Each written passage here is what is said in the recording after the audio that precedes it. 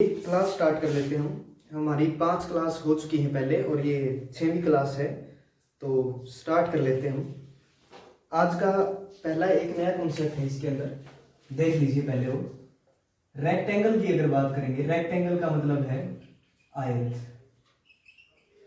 तो इसके अंदर पहले समझ लें कि कैसे होगा। अगर रेक्टेंगल की बात करेंगे तो पहले उसके पेरीमीटर यानी कि परिमाप पे, पेरीमीटर होता क्या है पहले, यानी कि जो उसका परिमाप है वो क्या होता है। जिसको पता हो तब भी ठीक है, नहीं पता हो तो देख लीजिए। 2 इंटू एल प्लस बी, ठीक है। और उसका जो एरिया होता है वो होता है एल इंटू बी, यानी कि लेंथ इंटू ब्रेड्थ, ठीक है। जो क्षेत्रफल है वो होता है लंबाई गुणा चौड़ाई। अब देखिए हम ये पढ़ क्यों रहे हैं। अगर बोल दे कि लेंथ या ब्रेड्थ इंक्रीज कर दे या डिक्रीज कर दे, तो जो उसका पेरीमीटर है उसके ऊपर क्या इफेक्ट आएगा। मान के चल लीजिए कि 10 बढ़ा दी लेंथ और 10 बढ़ा दी ब्रेड्थ, तो ये दोनों ऐड होकर के आएंगे यहाँ पे। तो जो इफेक्ट आएगा वो केवल एक ही बार आएगा, क्योंकि ये दोनों यहाँ पे ऐड हो चुकी हैं, ठीक है। ये ध्यान रखिए क्वेश्चंस के अंदर कि जो लेंथ, जब वो पेरीमीटर पूछेगा तो इफेक्ट केवल एक ही बार आएगा। जैसे कि जो एरिया है उसके अंदर अगर इंक्रीज करेगा तो लेंथ बढ़ेगी, तो वो अगर 10% इंक्रीज होती है तो 100 से हो जाएगी 110, ठीक है। और ब्रेड्थ भी क्या हो जाएगी, अगर 10% इंक्रीज कर दे तो 100 से 110। लेकिन यही इफेक्ट जब पूछ ले कि पेरीमीटर के अंदर क्या इफेक्ट आएगा, तो वो केवल एक बार आएगा, ऐसे 2 बार नहीं लेना है, ठीक है। ये डिफरेंस है इसके अंदर, और ध्यान में रख के चले। और अगर एरिया या पेरीमीटर के ऊपर भी इफेक्ट आएगा तो उसकी जो साइड्स पे इफेक्ट आएगा पेरीमीटर के अंदर, वो केवल एक बार आएगा, लेकिन एरिया के अंदर 2 बार आएगा, ठीक है। ये ध्यान में रख ले। अब देख लीजिए इसको एक बार, एक एग्जांपल लेके मैं बता देता हूं इसको। पहले अगर मैं बोल दूं लेंथ है जो इसकी वो 10% इंक्रीज हो जाती है, ठीक है। जो रेक्टेंगल की लेंथ है वो 10% इंक्रीज हो जाती है, और जो इसकी ब्रेड्थ है वो भी 10% इंक्रीज हो जाती है। तो जो इसका पेरीमीटर है उसके ऊपर क्या इफेक्ट आएगा, और जो इसका एरिया है यानी कि जो क्षेत्रफल है उसके ऊपर क्या इफेक्ट आएगा, ठीक है। अगर 10% इंक्रीज हो जाएगी इसकी लेंथ, तो 10% अगर इंक्रीज होगी तो खुद की हो जाएगी 110/100, ठीक है। और एल कर दो इसके इंटू में, क्योंकि वो अपने आप की 110 हो जाएगी। और जो इसकी ब्रेड्थ है वो हो जाएगी ब्रेड्थ इंटू 110/100, ठीक है। इतनी बात शायद समझ आ गई होगी। अब अगर पेरीमीटर का फॉर्मूला देखें हम, तो वो होता है 2 इंटू एल प्लस बी, ठीक है। और जो एरिया होता है वो होता है एल इंटू बी। तो इसके ऊपर जो इफेक्ट आएगा वो देखिए एक बार, 2 इंटू एल प्लस अगर बी करूंगा मैं तो 110L/100 प्लस 110B/100, ठीक है। अगर इनको ऐड करेंगे हम तो आएगा 110L प्लस 110B/100, ठीक है। और इंटू में आएगा उसके 2, ठीक है। अगर लेंथ इंटू ब्रेड्थ करेंगे तो वो आएगी 110L/100 गुणा 110B/100, ठीक है। और नीचे आएगा 1000L इंटू 110B, ठीक है। इसको अगर काटेंगे हम तो 2 0 से 2 0 कैंसिल, और 11 आएगा इससे बाहर, और L प्लस B, और नीचे आएगा 100, ठीक है। और जो L और B अब यहाँ पे दे रखी होगी क्वेश्चन के अंदर, वो हमें इसके अंदर पुट करनी है। ऐसे ही उसके अंदर से कॉमन निकालेंगे तो 2 गुणा 110 आएगा, और नीचे आएगा 100, और अंदर बचेगा L प्लस B। तो इससे ये कैंसिल, 11 गुणा 2 22, 22/10 यानी कि 11/5, या फिर ऐसे ही छोड़ दो 22/10। ये जो इफेक्ट आएगा वो परिमाप के ऊपर आएगा, और ये जो इफेक्ट आएगा वो एरिया के ऊपर आएगा। एक दो क्वेश्चन से अच्छे से समझ आएगा ये, तो मैं एक क्वेश्चन दे देता हूं, वो एक बार करेंगे।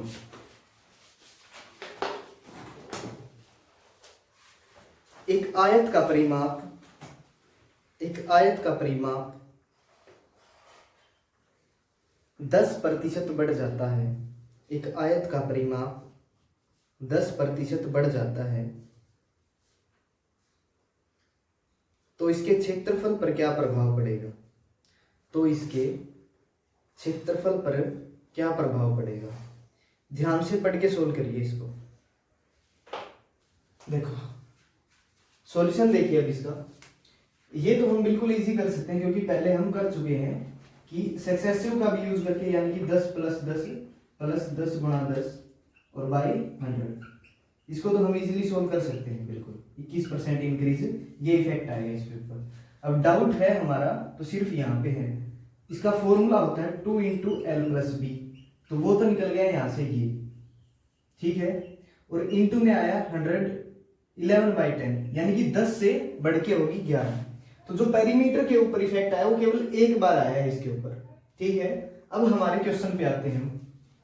क्वेश्चन के अंदर दिया गया है कि जो इसका परिमाप है वो 10% बढ़ जाता है, यानी कि जो परिमाप है वो 10% बढ़ेगा तो 100 से हो गया 110, ठीक है। तो एरिया के ऊपर क्या इफेक्ट आएगा? तो यानी कि जो इसकी लेंथ के ऊपर इफेक्ट आता वो सेम इफेक्ट किसके ऊपर आया? पेरीमीटर के। तो वैसे ही जो ब्रेड्थ के ऊपर इफेक्ट आता वो सेम इफेक्ट किसके ऊपर आता? इसके जो पेरीमीटर है, परिमाप है, उसके ऊपर। समझ गए इतनी बात? अब एरिया पूछा है तो उसको मान लो x, ठीक है। 2 0 से 2 0 कैंसिल और ये इससे कैंसिल, और 11 गुणा 11 यानी कि 121। तो कितना बढ़ गया? 100 से 21% इंक्रीज, ठीक है। उम्मीद है ये समझ आ गया होगा। अब इसको नोट कर लो अगर आ गया तो। नेक्स्ट क्वेश्चन नोट करिए एक बार, इसमें कुछ डाउट रहा होगा वो अब क्लियर कर लेंगे। क्वेश्चन लिखिए, एक आयत की लंबाई और चौड़ाई, एक आयत की लंबाई और चौड़ाई 20% बढ़ने से, एक आयत की लंबाई और चौड़ाई 20% बढ़ने से इसके परिमाप और क्षेत्रफल पर क्या प्रभाव पड़ेगा? एक आयत की लंबाई और चौड़ाई 20% बढ़ने से इसके परिमाप और क्षेत्रफल पर क्या प्रभाव पड़ेगा? सॉल्यूशन देखिए अब इसका। क्वेश्चन के अंदर गिवन था, मैं यहीं पे करवा रहा हूं, मुझे पता है इसके अंदर शायद डाउट रहा होगा जरूर भी, ठीक है। तो अब क्लियर हो जाएगा। इसमें बोला था कि परिमाप के ऊपर क्या इफेक्ट आएगा, यानी कि जो इसका पेरीमीटर है उसके ऊपर क्या इफेक्ट आएगा। फॉर्मूला उसका है 2 इंटू एल प्लस बी, ठीक है। तो अगर लेंथ और ब्रेड्थ बढ़ेगी, अगर लेंथ और ब्रेड्थ बढ़ेगी, मैंने बताया था इफेक्ट केवल एक बार बचता है यहाँ पे, केवल एक बार बचेगा क्योंकि ये दोनों ऐड हो जाती है यहाँ पे। अगर 20% यहां से बढ़ा होगा इसकी लेंथ और ब्रेड्थ, जो पेरीमीटर के ऊपर इफेक्ट आएगा वो केवल एक बार आएगा, यानी कि वो बढ़ गया होगा 100 से 120।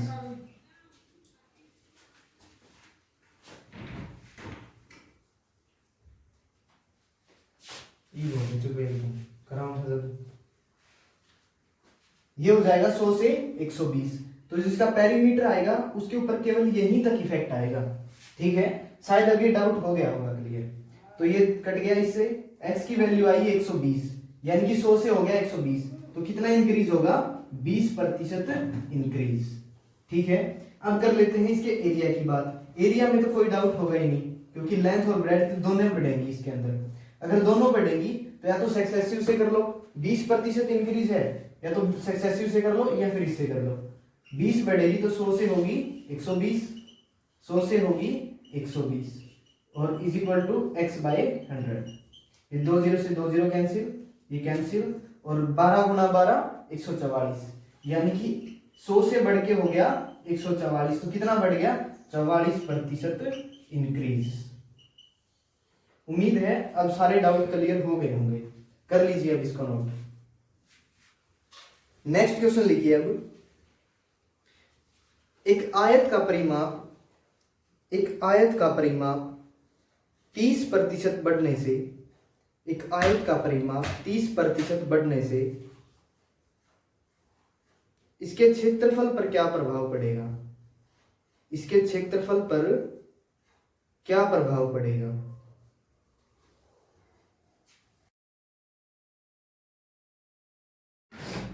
अब देखिए मैं एक बार फिर से बता देता हूं ताकि किसी का भी उसके अंदर डाउट ना रहे। अगर मैं बोल दूं जैसे परिमाप में 2 इंटू एल प्लस बी होता है, ठीक है, तो मैं बोल दूं इसकी लेंथ बढ़ा दी मैंने 100 से 110, ठीक है, और प्लस इसमें कर दिया एल और प्लस बी भी बढ़ा दी 100 से 110, ठीक है, और 2 रहता है इसके इंटू में, ठीक है, यहां से निकल के आएगा बाहर 2 इंटू 110/100 और अंदर बच गया एल प्लस बी, ठीक है।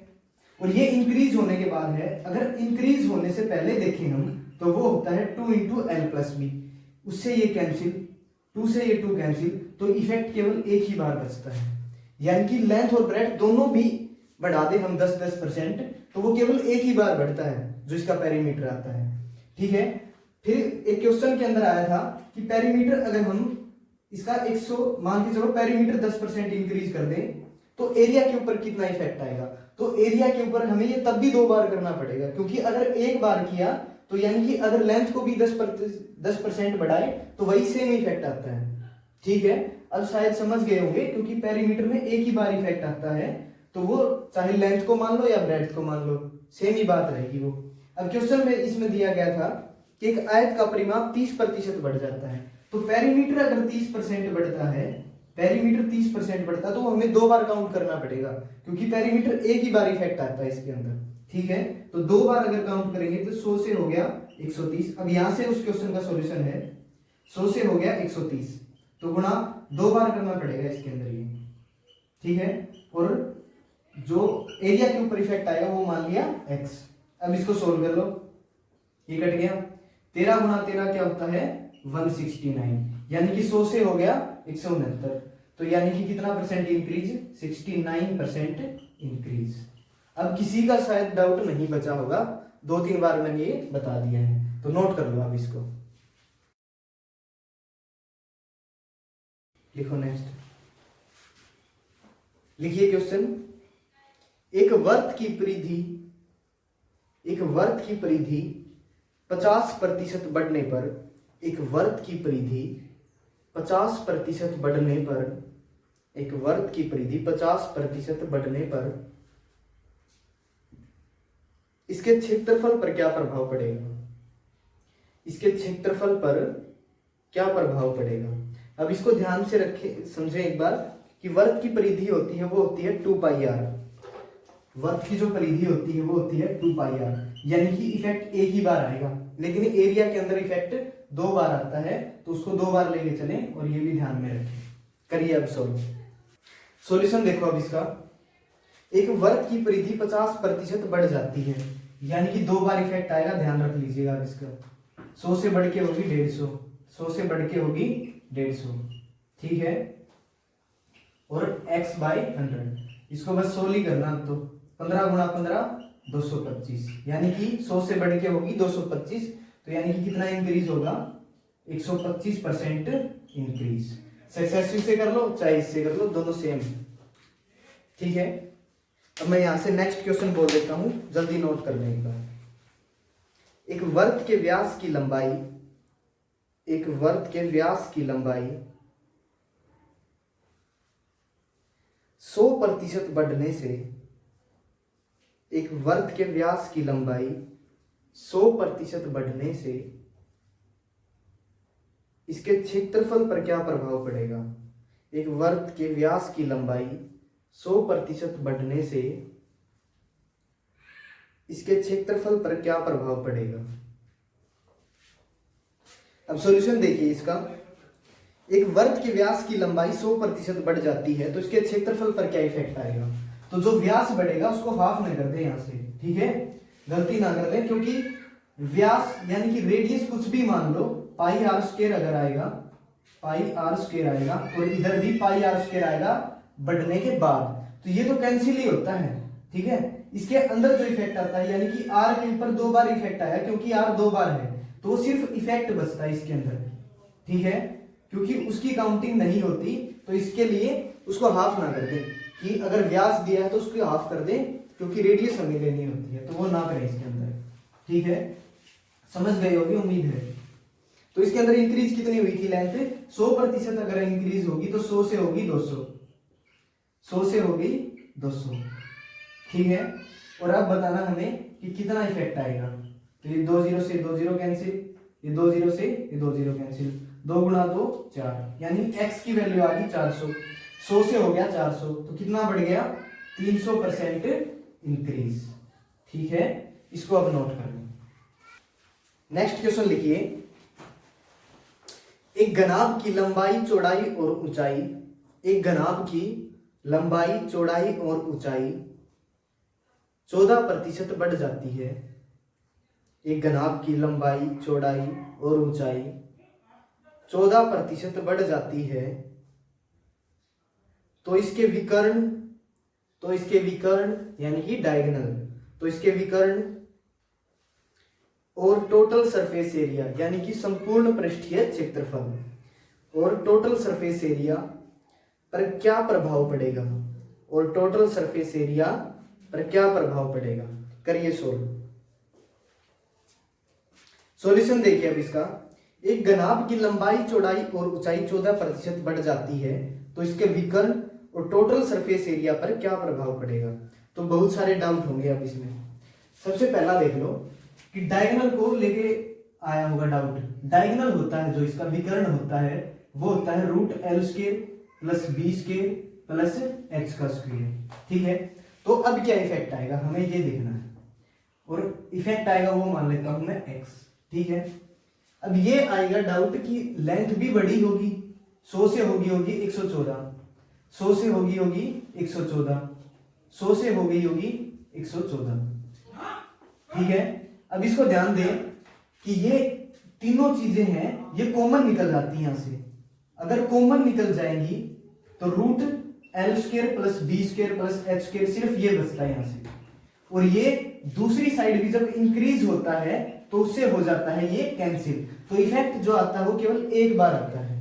ठीक है, यानी कि जो डायगोनल पे इफेक्ट आएगा, जो इसके डायगोनल पे इफेक्ट आएगा वो केवल 14% इंक्रीज आएगा। अब शायद डाउट नहीं बचा होगा। ठीक है, दूसरी बात देख लें, टोटल सरफेस एरिया पर क्या इफेक्ट पड़ेगा।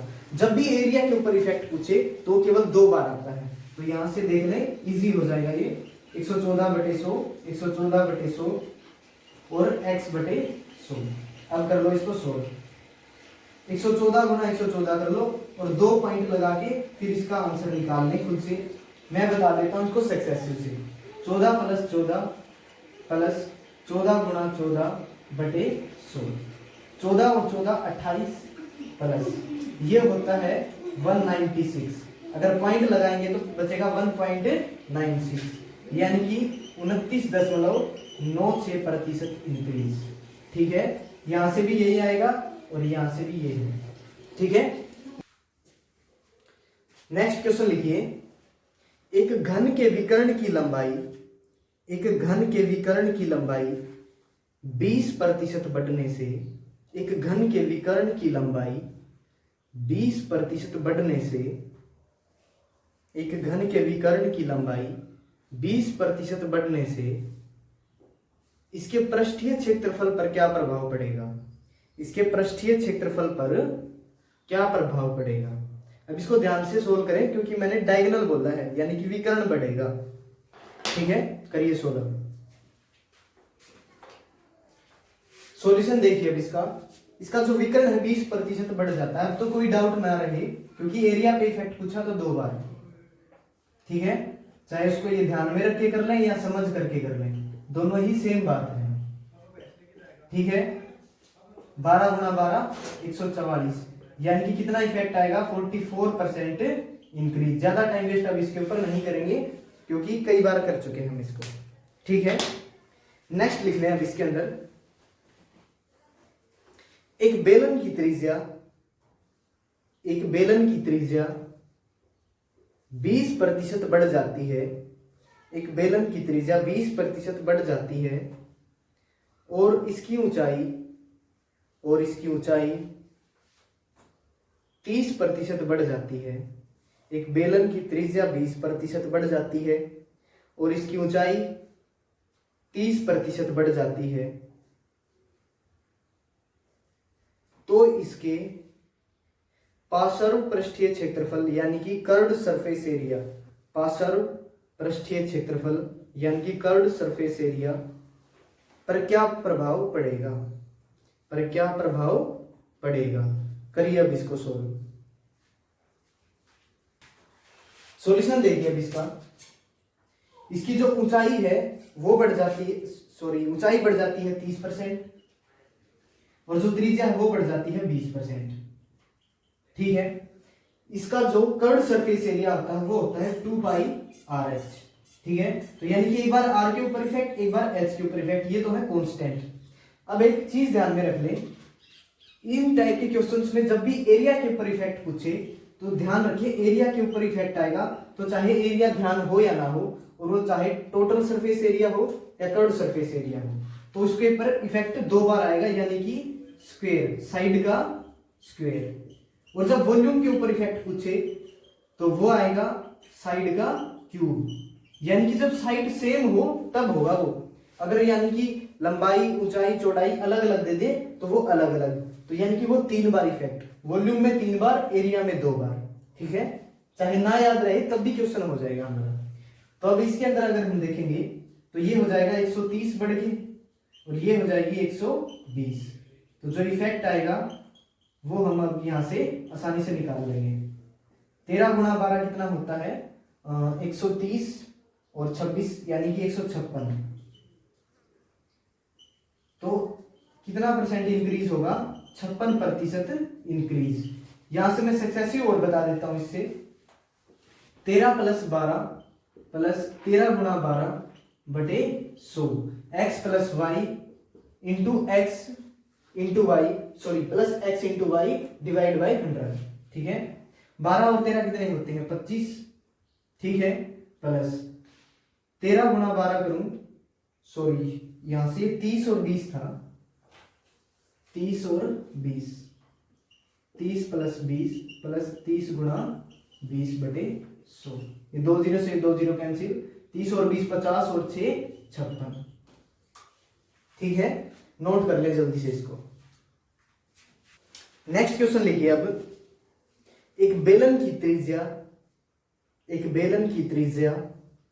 और ऊंचाई, एक बेलन की त्रिज्या और ऊंचाई 10% बढ़ने से, एक बेलन की त्रिज्या और ऊंचाई 10% बढ़ने से टोटल सरफेस एरिया पर क्या प्रभाव पड़ेगा, टोटल सरफेस एरिया पर क्या प्रभाव पड़ेगा। सॉल्यूशन देखिए अब इसका। इसकी जो त्रिज्या है और जो ऊंचाई है सेम बढ़ जाती है, यानी कि 100 से होगी 110। ठीक है। 100 से होगी वो 110। इफेक्ट आएगा वो x, यानी कि 2 0 से 2 0 कैंसिल, 11 गुणा 11 121। तो कितना इफेक्ट आएगा 21% इंक्रीज। ठीक है। नोट कर लें इसको। नेक्स्ट क्वेश्चन लिखिए। एक बेलन की त्रिज्या और ऊंचाई, एक बेलन की त्रिज्या और ऊंचाई 17% बढ़ जाती है, एक बेलन की त्रिज्या और ऊंचाई 17% बढ़ जाती है, तो इसके टोटल सरफेस एरिया पर, तो इसके टोटल सरफेस एरिया पर क्या प्रभाव पड़ेगा, तो इसके टोटल सरफेस एरिया पर क्या प्रभाव पड़ेगा। सॉल्यूशन देखिए अब इसका। अगर ऊंचाई कितनी बढ़ जाती है, ऊंचाई और त्रिज्या 17% बढ़ जाती है, तो यहां पे दिक्कतें आई होंगी कि 100 से बढ़ के होगी 117। तो अब इसको सोल्व करने में थोड़ी दिक्कतें आएगी क्योंकि थोड़ी कैलकुलेशन है, तो इसको कर लो। तभी ध्यान में आना चाहिए कि सक्सेसिव से इसको जल्दी कर सकते हैं हम। तो 17 + 17 + 17 गुणा 17 बटे 100। इससे ना करें क्योंकि बहुत टाइम लगेगा इससे। 17 और 17 34 और इसका स्क्वायर होता है 289, पॉइंट यहां पे लगेगा। ठीक है। 17 17 34 और 2 36.89% इंक्रीज। ठीक है। इससे नहीं करना है ये इससे करना है। ठीक है। इससे ना करें। तो जल्दी इसको नोट कर लें फिर आगे देखते हैं। एक शंकु की त्रिज्या, एक शंकु की त्रिज्या 40%, एक शंकु की त्रिज्या 40% और तिर्यक ऊंचाई यानी कि स्लेंट हाइट, इसकी तिर्यक ऊंचाई 10% बढ़ जाती है, इसकी तिर्यक ऊंचाई 10% बढ़ जाती है, तो इसके पार्श्वपृष्ठीय क्षेत्रफल यानी कि कर्व्ड सरफेस एरिया, पार्श्वपृष्ठीय क्षेत्रफल पर क्या प्रभाव पड़ेगा, करिए सोल्व। देखिए अब इसकी जो त्रिज्या है वो 40% बढ़ जाती है और तिर्यक ऊंचाई 10%, तो सक्सेसिव से कर लें, थोड़ा आसान पड़ेगा। 40 + 10 और +40 × 10/100, तो इसे ये कैंसिल, 40 और 10 50 और 4 54% इंक्रीज। ठीक है, बाकी दूसरे तरीके से भी कर सकते हैं, लेकिन इससे इजी पड़ेगा।